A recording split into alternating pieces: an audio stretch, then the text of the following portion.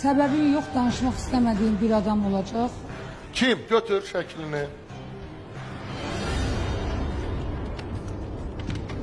Aa, Sırma. Yəni, mənə lazımsız bir adamdır. Yəni. Evdə qalanlar qurbansın. O barədə danışmaq istəmirdi. Əvvəldən dedim, axı danışmadığım insanların şəklini qoymayayım.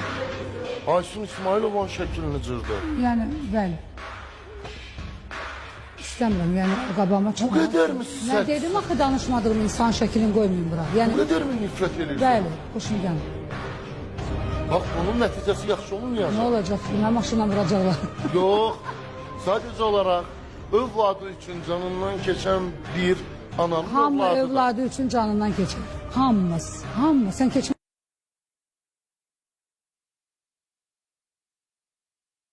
Övladıma görə. Amma o sənin övladının şəklini cırmaz. Mən onun şəklini, övladın şəklini cırmadım, özünün şəklini cırdım. Hədə deyirəm rəqsənin övladının Rəqsanənin şəklini şəklini cırmaz. cırmadım, mən Aysun şəklini cırdım. Hədə deyirəm rəqsəni sənin. Ay başım, hərəsi ayrı-ayrı ailədir. Aysun artıq 30 yaşı var. Yəni uşaq deyil. Başqa nəsə lazım. Yox, sualım var.